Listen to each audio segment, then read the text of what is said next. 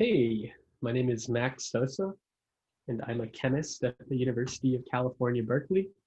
And I know Katie through a mutual friend, and we went to a fungus festival together where we looked at lots of cool little mushrooms and other molds and things like that. It was a pretty cool time in Santa Cruz. It I might think have been the highlight of my life. that was that giant mushroom that, like the giant mushroom that we took a picture in front of. That was very nice. I'm wearing my mushroom jacket, my skull mushroom jacket. I don't know if there's Oh, mushrooms on the front. I guess not. there's The back. flowers. I But, believe you. I believe you. so we're not going to talk about mushrooms, although it's like tangentially related. They might come We're up. gonna talk- Maybe they'll come up. Who knows? But I don't okay, know. We don't know what's going to happen. okay. So I guess my first question is, how did you get into chemistry in the first place?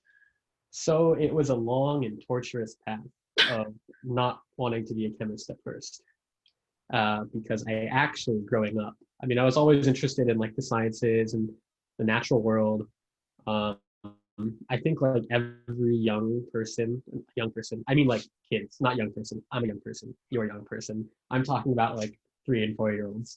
I feel like they love dinosaurs. I know I did. I feel like a dinosaur phase is pretty popular. And so I was like, oh, I want to be a paleontologist. I'm going to dig up bones. That never happened. That was just like me being a kid. But dinosaurs are still really cool. I don't know enough about them to talk for 10 minutes though. And eventually I grew up in South Florida, and which will be important later on. So I live near the ocean, and I wanted to be, it's about how I got into chemistry, or part of the reasons. And so, as a young person, I lived near the ocean, and I was really interested in like marine biology. But then at some point, I wanted to be a graphic designer. I got like a Photoshop certification in high school, and then I just like made really bad like Illustrator and Photoshop, like files. And the problem was I didn't have artistic talent. Well, not talent. I just never practiced art, so I was never good at art. So I was like, oh, I can't do this. But looking back, it's just because I never practiced or trained. And then I took a chemistry course and eventually like really liked the science. And I went to this environmental like themed high school. Mm-hmm. So growing up in South Florida, we had a magnet program based around the Everglades and environmental sciences. And the Everglades are really cool, and everybody talks about their favorite, national parks, and there's mountains and all this bullshit. But like, come on, give the Everglades some love. Like, water's important, all right? This river of grass, put some respect on it. And so at some point, I was like, oh, I want to like do chemistry and like learn about the Everglades through chemistry.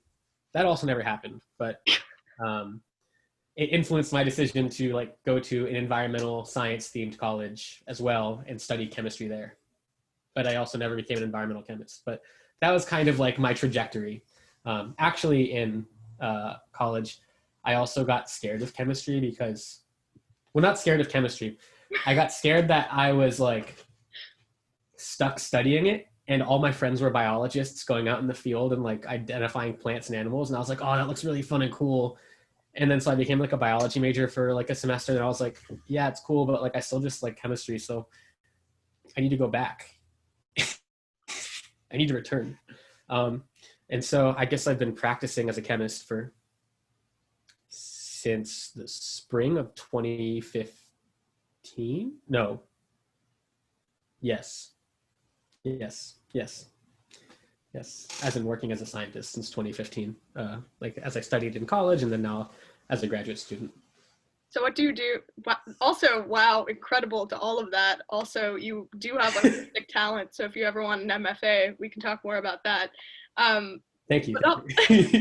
But more than that, like, what an incredible journey. And I feel like we could go in a million directions, but I guess I'm most interested in what you're doing now if it has nothing to do with dinosaurs or marine biology. So like, what is your day-to-day like?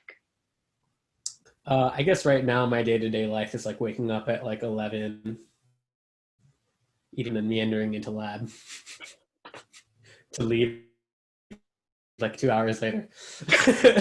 No, but I guess very like on a more real level, my like day-to-day like long-term aspirations starting from a few years ago for the next few years are I like to study bacteria, and some of them could be marine. I don't work on marine ones, but generally bacteria and animal, or not animals, but plants and fungi all make these really like funky like molecules. And I think I want to liken this to kind of art and design in a sense, in that a lot of the terms that we use and a lot of the reasons that I'm drawn to like the kind of chemicals I work on are like through like a beauty or like an aesthetic preference kind of.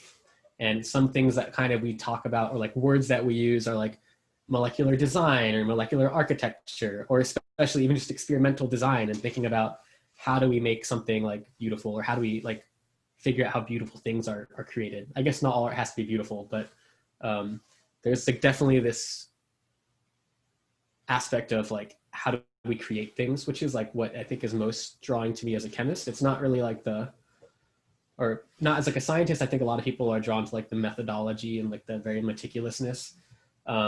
I'm a messy, not organized person. Like I basically don't tick any of the boxes, I think, for like what a stereotypical scientist should be.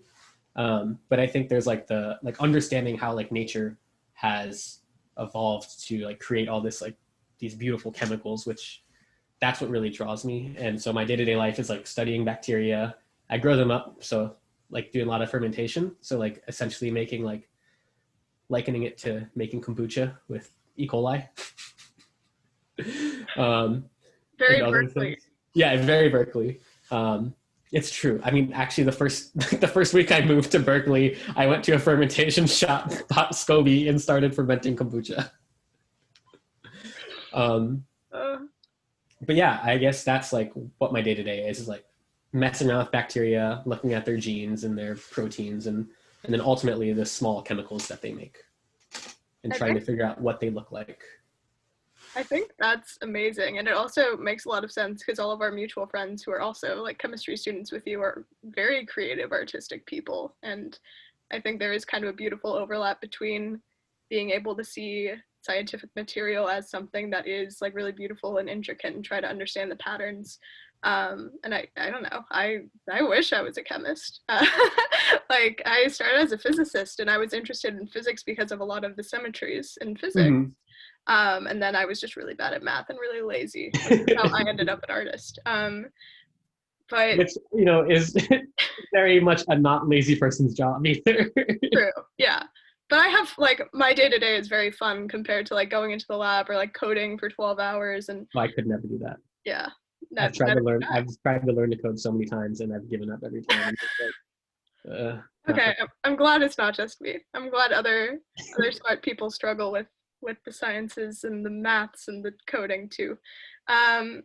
So more on kind of like large picture, if there's one chemistry thing you could work on, like, and there were no limits, no like academic bullshit or anything, like what is a big question you have? Oh man, what's a big question I have? Okay, so that's really tough. I feel like I have a lot of small questions, but I guess in a bigger picture, you know, generally like things I'm concerned with, like I said, are like how are molecules made? Like how do chemicals get made? And particularly from the aspect of how do living things make like interesting chemicals. So people in my field love to spurt this fact out. Spurt? They love to, you know, tell this fact, which is that most, like over 50% of the antibacterial drugs that we have are actually from bacteria. And so even thinking about things like medicines from plants, like for example, willow tree is like where the source of aspirin is from. Like that's like where aspirin is like originally like from. In the ancient like Romans or whatever, Greeks, one of them, they would used to chew on like willow bark as like a pain like suppressant for anti-inflammatory. And so if I had unlimited funding, it would be an unlimited like techniques and tools. We're back to mushrooms. I guess I would just like want to figure out to mushrooms. Yeah, because that's like the willow, right? It's like, how do we figure out what these things are making and why they're making them, and how do we develop things from them, right? Yeah, exactly. I think that's like a really interesting like field is like, so we use these chemicals for some human purpose, typically therapeutic or recreational. But what's their actual purpose in in the wild? And that's like a really interesting question. And a lot of like really interesting people are working on this, like our mutual friend, Mira. She works on these kind of problems. But especially like our understanding of like how plants and fungi make these chemicals and use them in like ecology is very like, it's so hard to study because their genomes are harder to work with. They're not as organized. Like bacteria are like very neat. They grow fast. A lot of them, not most of them, a lot of them are very easy to be cultured and grown.